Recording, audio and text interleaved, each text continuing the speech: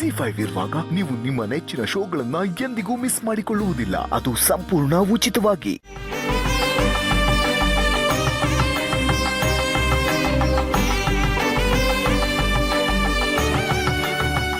ತಂದೆ ಗಣೇಶ, ಪ್ರತಿ ವರ್ಷ ನಿನ್ನ ಕೂರಿಸಿ ಪೂಜೆ ಮಾಡ್ತಾ ಇದ್ವಿ. ಆದ್ರೆ ಈ ವರ್ಷ ನನ್ನ ಮಗಳು ಕಾಣೆಯಾಗಿದ್ದಾಳೆ. ಇನ್ 2 ದಿನದಲ್ಲಿ ಅವಳ ನಾಮಕರಣ. ಅಷ್ಟರೊಳಗೊಳು ಸಿಗೋ ಹಾಗೆ ಮಾಡು ತಂದೆ.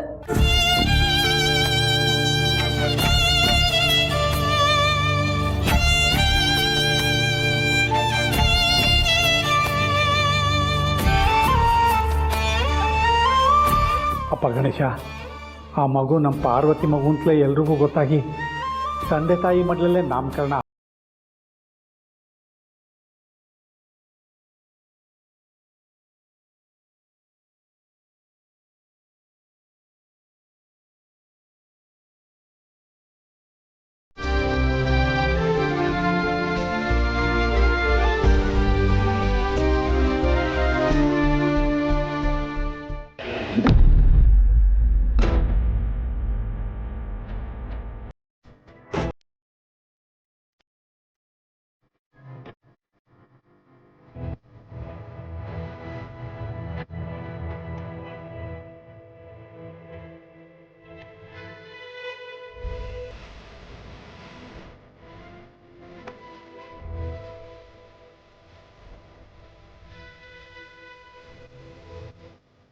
ದೇವ್ರೆ, ಪಾರು ಇವಾಗ ನಮ್ಮ ಮನೇಲಿ ನಿನ್ನ ಮುಂದೆ ನಿಂತ್ಕೊಂಡು ಆದಷ್ಟು ಬೇಗ ನಮ್ಮ ಮಗು ಅರಸನಕೋಟೆ ಸೇರಲಿ ಅಂತ ಬೇಡ್ಕೊಳ್ತಾ ಇರ್ತಾಳೆ.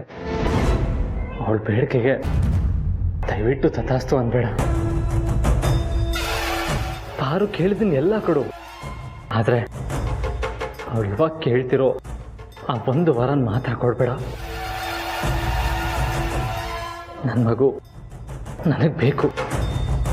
ಪಾರು ನಮ್ಮ ಮಗುನ ನಮ್ಮದೇ ಅಂತ ಒಪ್ಕೊಳ್ಳೋವರೆಗೂ ಅರಸನಕೋಟೆ ಬೇರೆ ಯಾರ ಕಣ್ಗೂ ನಮ್ಮ ಮಗು ಬೀಳ್ದೇ ಇರೋ ಥರ ನೋಡ್ಕೊಳಪ್ಪ.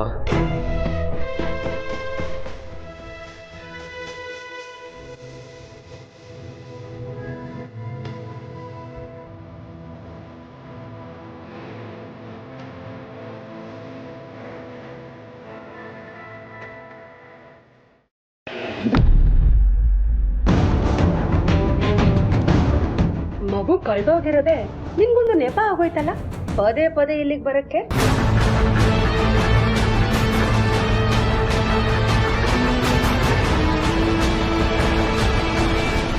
ಯಾಕಮ್ಮ ಪಾರ್ವತಿ ಇಲ್ಲೇ ನಿಂತ್ಕೊಂಡ್ಬಿಟ್ಟೆ? ಒಳಗ್ ಬರ್ಬೇಕಾಗಿತ್ತು. ಅಯ್ಯೋ, ಏನಮ್ಮ ಪಾರ್ವತಿ ನೀನು, ನಿನ್ ಮನೆಗ್ ನೀನ್ ಬರೋದಿಕ್ಕೆ ಯಾಕಮ್ಮ ಇಷ್ಟೊಂದು ಅಂಜಿಕೆ ಪಡ್ತಾ ಇದೀಯಾ? ಒಳಗ್ ಬಾಮ್ಮ. ಅತ್ತೆಮ್ಮ, ಅಪ್ಪ ಮಗುನ್ ಹುಡ್ಕೋದಿಕ್ಕೆ ಅಂತ ಹೋದ್ರು. ಅಪ್ಪನ ಗೇಟ್ವರೆಗೂ ಬಿಟ್ಟು ನಿಮ್ಮೆಲ್ಲರನ್ನೂ ನೋಡ್ಕೊಂಡು ಹೋಗೋಣ ಅಂತ ಬಂದೆ.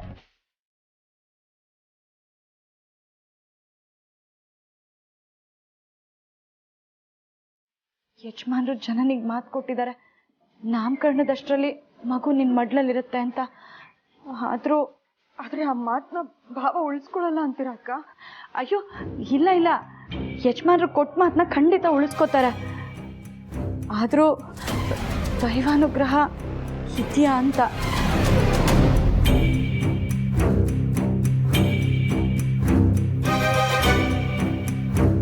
ಯಾಕೆ ಅಂದರೆ ನಾವೆಲ್ಲರೂ ಹುಡುಕ್ತಾ ಇದ್ದೀವಿ, ಸಮಯ ಕಳೀತಿದೆ ಅಷ್ಟೆ. ಅದಕ್ಕೆ ಗುರುಗಳನ್ನಾದರೂ ಭೇಟಿ ಮಾಡ್ಕೊಂಡು ಬರೋಣವಾ?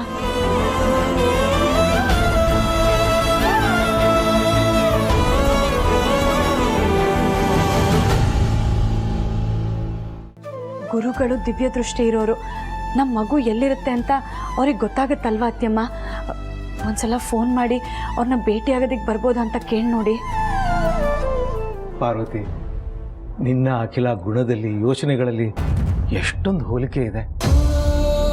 ನಿನ್ನೆ ರಾತ್ರಿ ನನ್ನ ಮನೆಗೆ ಬಂದು ಹೋದ್ಮೇಲೆ ಅಖಿಲ ಇದನ್ನೇ ಯೋಚನೆ ಮಾಡ್ತಾ ಇದ್ಲು. ಬೆಳಗಾಗ್ತಿದ್ದ ಹಾಗೆ ಗುರುಗಳಿಗೆ ಫೋನ್ ಮಾಡಿದ್ಲು. ಆದರೆ ಅವ್ರ ಶಿಷ್ಯರು ಸಿಕ್ಕಿದ್ರು. ಗುರುಗಳು ಧ್ಯಾನ ಮಗ್ನರಾಗಿದ್ದಾರೆ, ಅವ್ರಿಗೆ ಎದ್ದು ಕೂಡಲೇ ಫೋನ್ ಮಾಡ್ತೀವಿ ಅಂದರು. ಅವ್ರ ಅವ್ರ ಫೋನ್ಗೋಸ್ಕರನೇ ಕಾಯ್ತಾ ಇದ್ದೀವಿ. ಹೌದಾ ಅತ್ತೆಮ್ಮ? ಹೌದಮ್ಮ.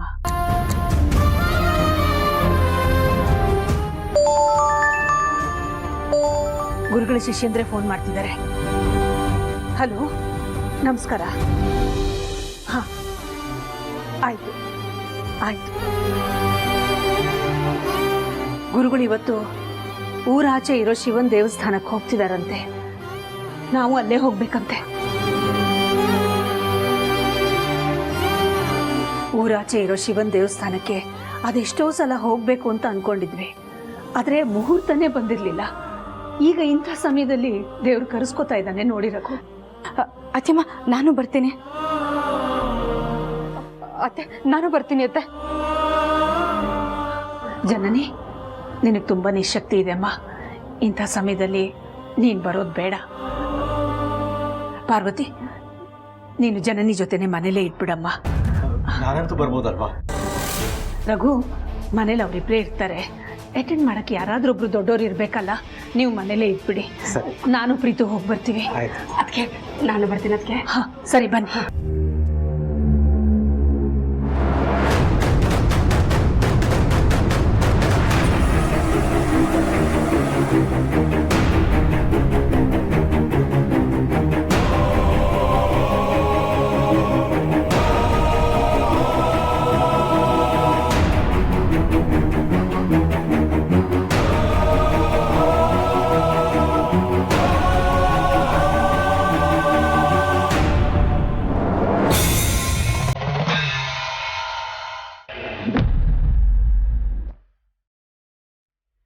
ಅಯ್ಯೋ, ಪುಟ್ಟಿ ಮೈ ಬೆಚ್ಚಗಿದೆಯಲ್ಲ.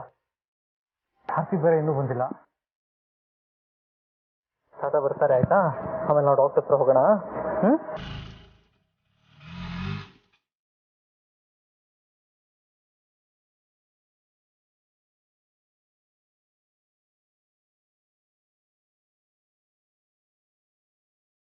ಪುಟಿ, ತಾತ ಬಂದ್ರು.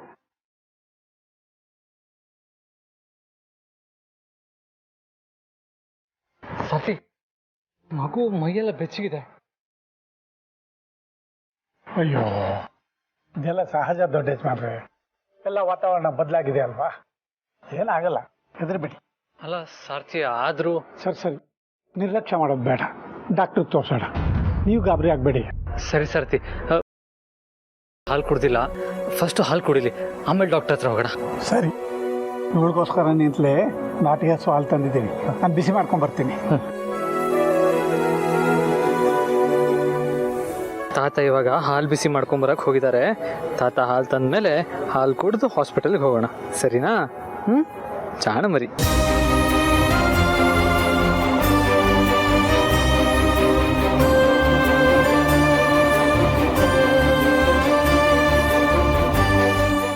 ZEE5 ಆಪ್ ಡೌನ್ಲೋಡ್ ಮಾಡಿ ಎಲ್ಲಾ ಸಂಚಿಕೆಗಳನ್ನು ಸಂಪೂರ್ಣ ಉಚಿತವಾಗಿ ನೋಡಿ.